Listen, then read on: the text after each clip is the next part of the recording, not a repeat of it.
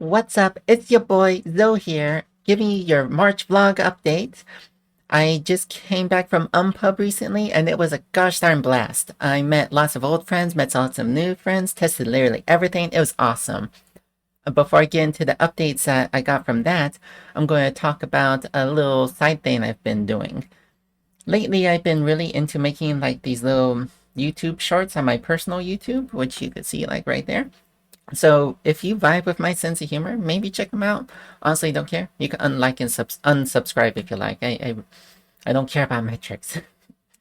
Speaking of, the Break My Game community did their Wpring game jam this month, and one of the mechanics that was up for voting was no victory conditions, and I campaigned really hard for that. Um, in case you've been wondering why I've been on this whole rant against numbers and metrics and the oppression of like reductive values, you could check out my little YouTube series, the little shorts on there, and that'll give you like a general vibe. I also did like a panel about hierarchical games with Weird Giraffe Games. That VOD's not available yet. Maybe I'll make a link there when it is, but yeah, be on the lookout for that.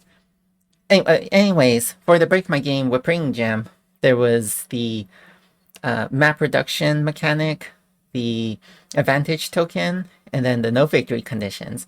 And I didn't have a lot of energy to put into that, but I felt like I should because I campaigned so hard. But yeah, I between Unpub and personal stuff and like I've been dealing with some weird fatigue lately. Between all that stuff, I just put together something really simple called Nuance.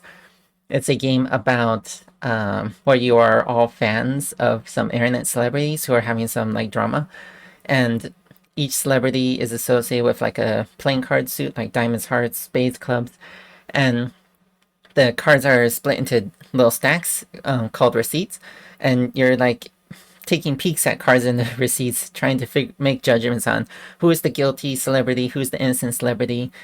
But the game explicitly does not give you enough time to make like an informed judgment, and explicitly tells you you're not supposed to verify who is right. So that's my no victories game. It's a game about prying into people's interpersonal lives, which are often very complex. I mean, sometimes there's enough red flags, sometimes there isn't, but like that's the whole point. That's the point of this game, that you're making a surface level judgments. But yes, now let's get into the Unpub design updates. One game that I was surprised that got so much attention was VelociRapture. I signed up for a party game slot thinking that I'd get a chance to work on it, but I didn't, so I brought it pretty much half finished. But I'm glad I did because I got to test it with a lot of in-person like groups with a very diverse crowd. Some people jumped in immediately role playing, and other people jumped in wanting to play the games very seriously. So my takeaway was that people liked the games with the very vague, like obtuse rules, but they also liked the games with the very clear, playable rules. So what I'm going to do is I'm going to make both, but I'm going to arrange them by suit. So if a group wants to play like serious games, they could pick out all the ones with the paper suit and play those. Or if they liked like the really silly, outlandish, and like role play inspiring ones, they could sort them through by like rock or something. So that's what I'm going to do with that. I still have to make like I still have to like finish half of the games and half of the coping mechanisms. But yeah, another takeaway was that that game is in a really good spot. It could be really hard for me to tell sometimes because like there are games that I've put like maybe like over a year of like focus on it, but VelociRapture's probably got like 1 month of focus on it, but it's already in a really good place. I guess this is what happens when you design a game to be fun and silly instead of woo, woo. Instead of making a game that's supposed to be sending like an artistic message or something. Although it is trying to send an artistic message, it's just one that's very silly and fun. Where was I? I got distracted. So yeah, that's VelociRapture. Another game I focused a lot on was Opacity. And my instincts were generally right on a lot of the cards. There was a lot to test because there was a lot of individual rules, and so I got to test a lot of various like different states and things. And in general, like aside from some things that I could have caught if I had done like a solo test of each rule, it generally led to like the same direction and the same like it worked. But the things that were not working were the cards that changed the victory conditions, that changed the endgame goals, because those would completely change the incentive structures of the game, completely alter the tensions and stuff. It turned it into a completely different game, like more than any other mechanic change, like changing the draft or changing like how the cards moved around and stuff like that. Like, yeah, it would introduce some changes, mostly on like how you would have to like approach the game strategically or tactically, but changing the victory conditions completely changed the whole game. So those are the ones that I need to like really focus on and dedicate a lot of attention towards, because it is important to me that the game be able to be changed that drastically. But yeah, I have to basically play test it like it's a completely different game. I have no idea how ready I'm going to have this thing for the meta progression challenge, but I'm going to try. Another game that I worked on that I tested at Unpub was Bread. And for the most part, I was focused on the emergency orders cards that players could play in case they were getting stomped on, that would give them like additional fire action.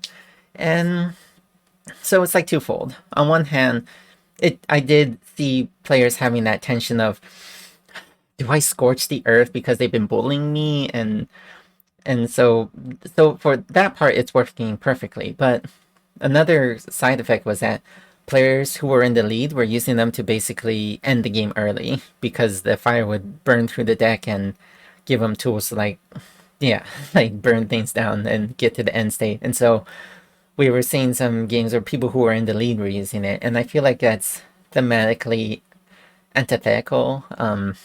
Is that the right word? Anyway, it was against the spirit of the mechanic. So I'm thinking that a few things. Some of the effects were way more popular than others. I'm thinking I might completely simplify it to just providing an extra truck or excuse me, providing an extra truck or mill action or something like that, and just make it like fire cards that are in your hand that you could add to your tableau for free. That way you still have to remove them with bread, so you wouldn't want to do it if you're in the lead, because then you would need more bread. But yeah, this game is really low on my priority ladder, so it's tricky for me because I want to work on it, because this game is so much simpler than my art designs, but it's not a priority to me. So that's where I'm at with bread. Otherwise, it's just been a lot of like unguided tests to refine the rules of OK arrows and also conviction. So don't really have a lot of our updates. That's pretty much it. So thank you. I'll catch you later. Bye. Ciao.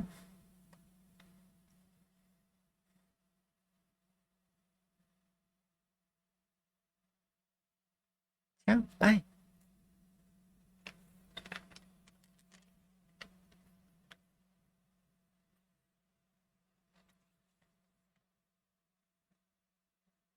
You're still here.